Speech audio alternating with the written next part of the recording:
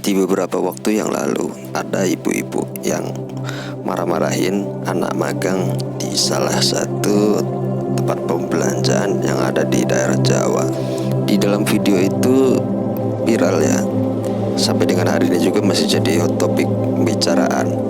Dan yang mau gue bahas di sini adalah dalam unggahannya itu, ibu-ibu ini bilang kalau mereka itu babu, begitu kan ya.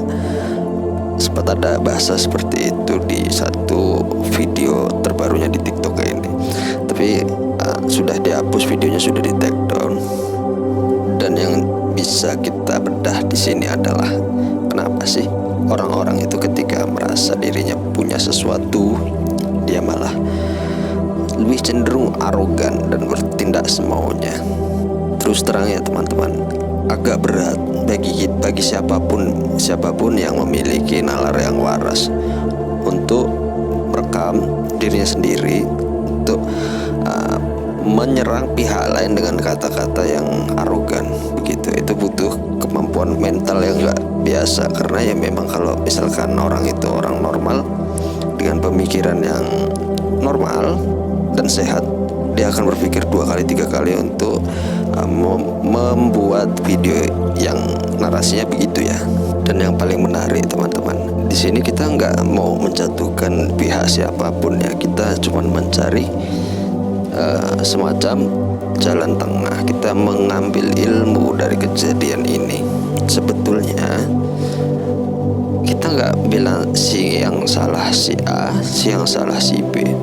Kalau dari sudut pandang saya, dua-duanya ada salah dan ada benarnya. Kalau dari sisi ibu-ibu yang viral, kalau saya lihat dari akunnya kan si Lulu ya, kurang lebih namanya. Jadi beliau itu memang sudah sering kayak hidup hedonis, punya mobil yang harganya 1 miliar ke atas, Alphard ya kan, dipamer-pamerin begitu.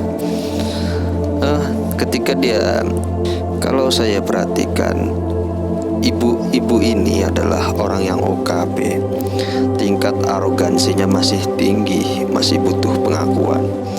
Dan lagi juga di akun medsosnya kan masih tinggi-tingginya. Dan menurut kabar yang terakhir, beliau itu bangga setelah upload video itu terus jadi viral karena banyak mendapatkan endorse, kurang lebih begitu ya. Dan si mbak-mbak anak magang itu, anak SMA itu, beliau juga ada SOP ya, dia berkewajiban menyampaikan SOP. Tapi mungkin ya dalam sudut pandang saya, ada kalimat-kalimat yang kurang pantas ya untuk diucapkan begitu ya. Namanya juga anak magang gitu ya, butuh pendampingan, kurang lebih begitu. Karena ketika saya juga pernah ngalami OJT NHT di perusahaan lama saya juga, ya wajarlah kalau ada sepatah dua kata yang kurang pantas. Maksudnya kurang pantas, cuman kan kita nggak bisa menakar kesadaran receiver kita, klien kita ataupun pembeli kita itu kesadarannya di level mana, seperti itu kan.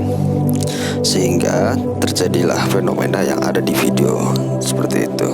Tapi kalau kita mau tarik lebih jauh, sebetulnya dari sisi Mbak Lulu ini ya, beliau ini juga punya masa lalu yang begitu. Ada yang bilang beliau adalah LC, ada yang bilang beliau adalah begini dan begitu.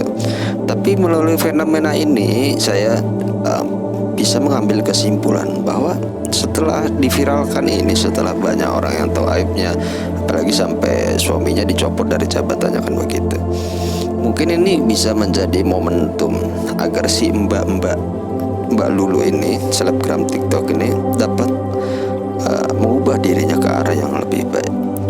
Dia ditegur lewat tangan, lewat sesuatu, lewat kejadian yang mungkin itu bisa merubah dia ya. Ya mungkin sih ada 1-2 orang yang sudah sadar, kamu tuh nggak bagus loh begitu, itu kamu tuh terlalu arogan loh begitu, itu nggak bagus loh begitu. Tapi ya kemungkinan mbak ini nggak bisa mendengarkan, sehingga lewat mekanisme alam semesta, lewat teguran-teguran Tuhan ingin menegur dia dengan caranya yang berbeda, sehingga satu Indonesia ini tahu bahwa bahwa ada yang salah loh dengan diri kamu itu harus berubah, mungkin begitu sih.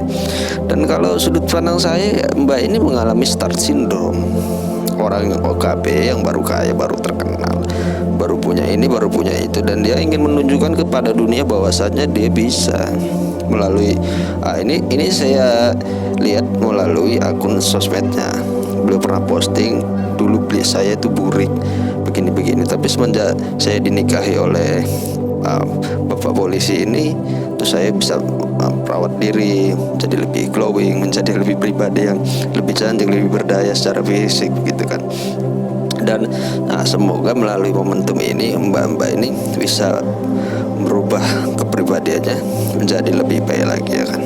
So jadi teman-teman, buat anda yang masih ada di level kesadaran mbak-mbak ini, yang masih sombong, masih arogan, teruskanlah kesombongan anda, teruskanlah arogansi anda, karena pada masanya nanti anda akan sadar sendiri bahwa sebetulnya nggak ada yang patut kok untuk kita sombongkan, begitu ya.